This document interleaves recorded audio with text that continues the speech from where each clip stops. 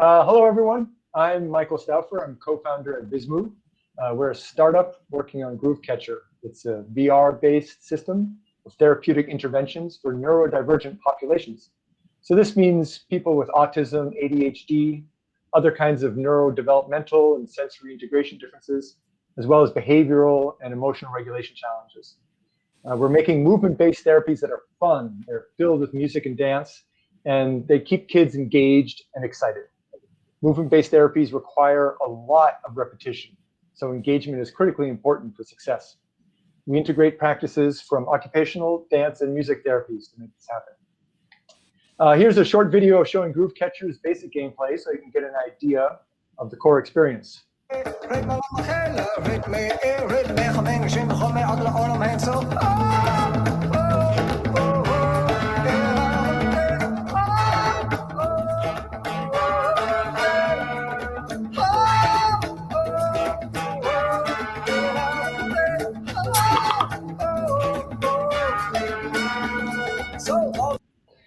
So that just gives you a quick idea. This project started as a game, and a therapist approached us saying, hey, this would be great for my clients. So now we've moved into the therapy market, including special education in schools. So let me introduce Karen DeHaven. Karen's a board-certified dance movement therapist, and we've been working together to develop some targeted therapeutic interventions using Groove Catcher. She'll tell you some more about these. Karen? All right. Hi, my name is Karen DeHaven. I am also a licensed professional counselor and founder of a therapeutic arts and counseling center in Bucks County, Pennsylvania. And I love this technology. While I am much more of an in-person kind of therapeutic provider and focus a lot on behavioral and mental health challenges in childhood, when I met Michael and got to engage with this technology, immediately it brought to mind so many of the kids that I work with impulse control issues and behavioral issues and motor planning issues. All of those things can be really, really dysregulating, and they end up showing up in low school performance, conflicts at home, conflicts with peers, low self-esteem. There's so many effects, and I see all of those things in my practice. To be able to have access to something like this, I'm actually in the process of developing connections with some local universities along with Michael, so that we can actually turn this into some evidence-based programming and develop actual movement-based modules that can help kids not only on the autism spectrum, let's say, where social engagement is really challenging. And we have a really cool model that we're going to be doing some research on that helps us with kids sort of scaffold, right? Because technology has that natural engagement piece already. We don't even have to work on that. Kids just want access. When I tell the kids in my therapy groups and clubs that if they're really working on their goals, behavioral, that if they're working on their goals and they achieve a certain level, then I'm going to give them 5 or 10 minutes on VR. They're like, what do I need to do? Right? They're like pulling their bodies together and they're keeping their hands to themselves and they're taking their turns. And so it's really, really re-engaging at that point or at that level. But then there's even the additional, I mean, what they don't realize is that they're actually still working on a lot of the goals that I'm ultimately supporting, which is, for instance, being able to attend to multiple visual attention issues all at the same time. So here comes a stream at them and they have to be following that, but then here comes a stream down here and they have to actually be like following and hitting, crossing the midline, right? At a neurological level, this game has the potential of actually getting whoever's interacting, whether it's kids, adults, individuals with intellectual disabilities. These are the kind of things that are actually really difficult to do. To be able to do that in a fun setting with music that people like and at a level and energy that they can actually catch the line at is just extraordinary. And I've found the interest level. I mean, the kids that I tell in my practice, they're like, when is it coming? When is it happening? I'm like, you have to earn your way to be able to be invited to that special event. And they were like, what do I got to do? So we have a lot of internal investment just because of the video platform and the novelty of VR, which, so many kids are like, let me get my hands on that, because I don't usually. We can work on bilateral coordination. We can also work on things like midline crossing. And at this point, we're actually creating a much more flexible neural system within the individual.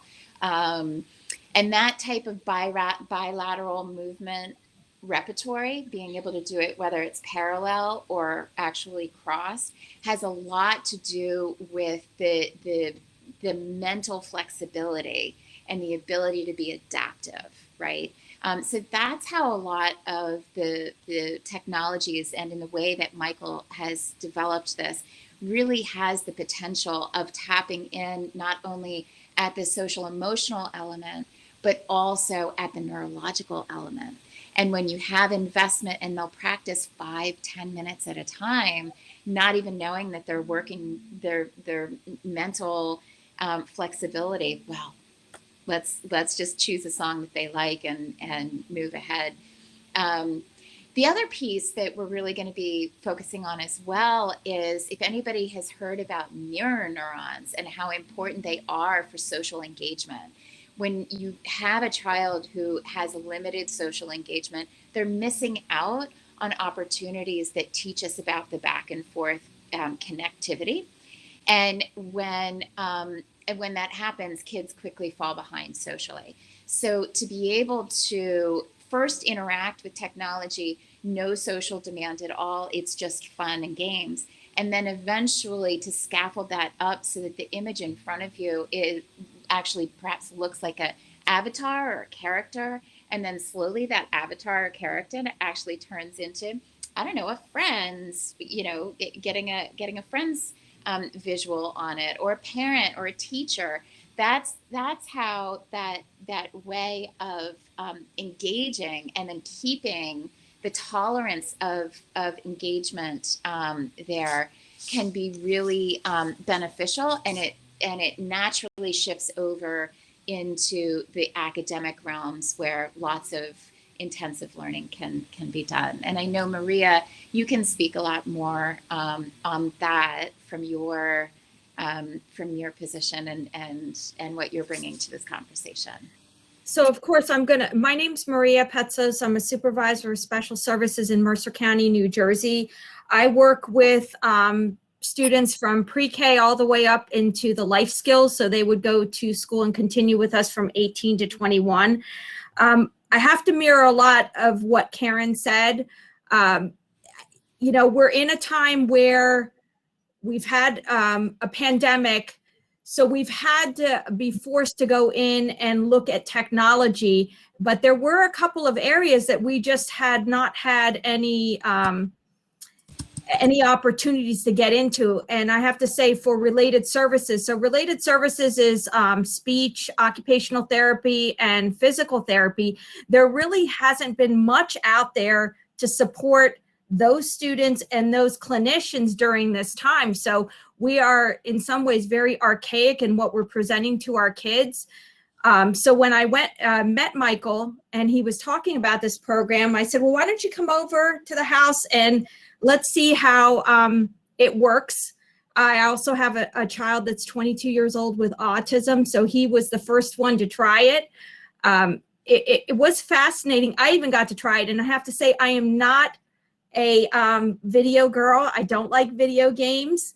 Not really a fan of them, but I have to say that I could see the application of this program in a school district.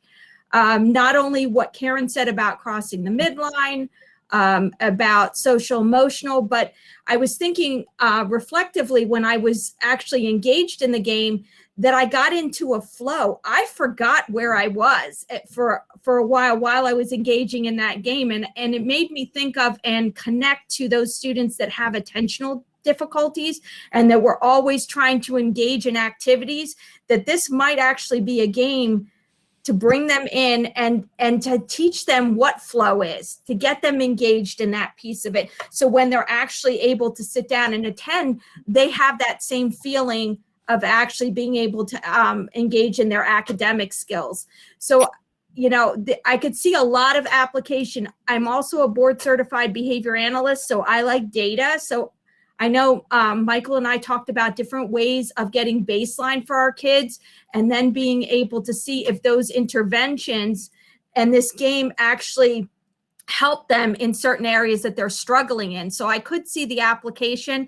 Another thing that I really liked about this was the fact that the clinicians could also be a part of the virtual reality. It's not as if you're going to have a teacher or a therapist putting the virtual helmet or, you know, the eyeglasses on and having the students engage, but the teacher doesn't know really what's going on. They can actually be a part of it, which I thought was awesome, to build that connection with what's happening from the teacher's perspective and the students, and they could be a part of that, you know, that intervention.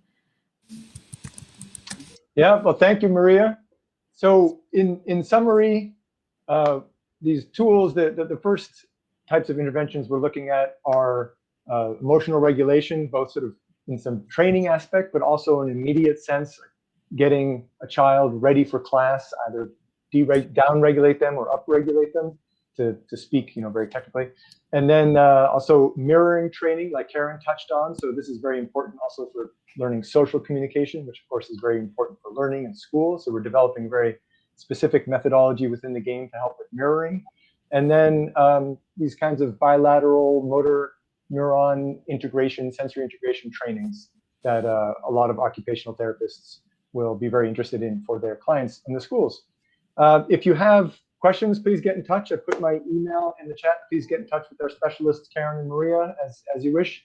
And if you're in the education field, if you're in the therapeutic field that this touches on, we'd love to hear from you and chat some more. So thank you very much for attending. And it looks like we're right on time. So that's it. If anyone has any questions, wants to jump in briefly, you can put them in the chat or jump in with video.